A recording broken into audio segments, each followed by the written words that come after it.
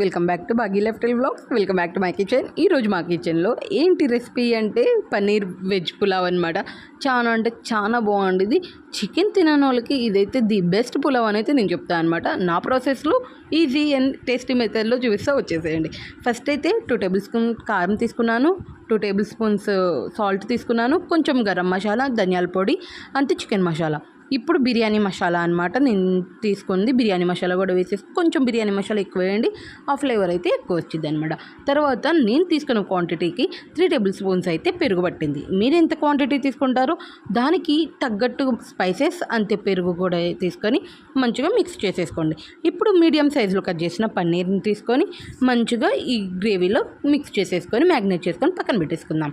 ఇప్పుడు ఒక 5 మినిట్స్ కానీ 10 మినిట్స్ కానీ పక్కన పెట్టుకుంటే చాలు. మనం చికెన్కి పెట్టినట్టు ఎక్కువసేపు ఏం అవసరం లేదు మేము పెట్టుకుంటామంటే ఫ్రిడ్జ్లో పెట్టేసుకోండి, చాలా బాగుండిద్ది. ఇట్లా టిక్కా చేసుకున్నా కానీ ఈ ప్రాసెస్లో చాలా బాగుండిద్ది అనమాట. ఒకసారి ట్రై చేసేసేయండి. ఇప్పుడైతే ప్యాన్లో గీ అయితే వేస్తున్నాను అనమాట. ఒక 2 టేబుల్ స్పూన్స్ నెయ్యి వేసాక 2 టేబుల్ స్పూన్స్ అంటే ఆయిల్ కూడా అనమాట. ఇది సమానంగా అయితే వేసాను.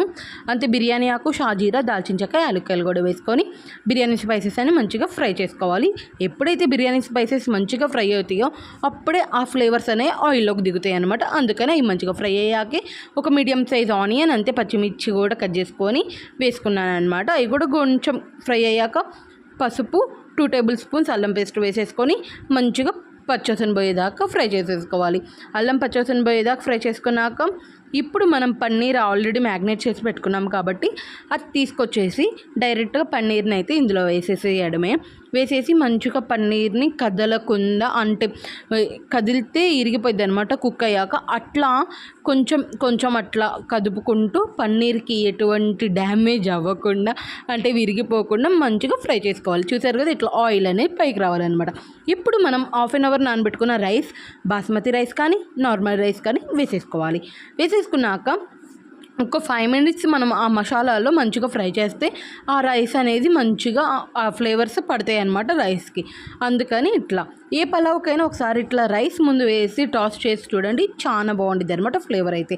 ఫస్ట్ అయితే ఇట్లా ఫ్రై చేసుకున్నాక మంచిగా రైస్ని మనం ఎంత క్వాంటిటీ ఆఫ్ అయితే రైస్ తీసుకుంటామో దానికి డబల్ అనమాట. నేను నార్మల్ రైస్ తీసుకున్నాను కాబట్టి డబల్ వేసుకుంటున్నాను. బాస్మతి రైస్ అయితే ఒక ½ కప్ తగ్గించి తీసుకుంటే పర్ఫెక్ట్గా కుక్ అవుతుంది అనమాట. ఇప్పుడు మంచిగా తీసుకున్నాం కదా వాటర్ అయితే నేను నా రైస్కి డబల్ అయితే తీసుకున్నాను. ఇట్లా ఉడికొచ్చిన దాకా ఉంచేసి తర్వాత కొత్తిమీర, పుదీనా వేసేసుకొని మంచిగా మూత పెట్టేసుకొని సిమ్లో పెట్టేసి మీడియం ఫ్లేమ్లో మంచిగా కుక్ అవ్వనివ్వాలి.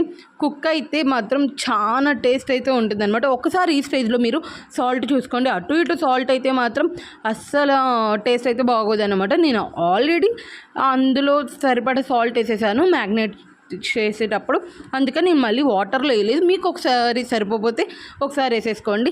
ఇంతే అండి, ఇది ప్రాసెస్. టేస్ట్ అయితే చాలా బాగుంటుంది. నచ్చితే ఒక లైక్ చేయండి, అంతే సబ్స్క్రైబ్ చేసుకొని వెళ్ళండి. మళ్ళీ ఇంకొక రెసిపీతో మళ్ళీ కలుసుకుంటాను మిమ్మల్ని. మరి వెళ్ళొస్తాను. బాయ్.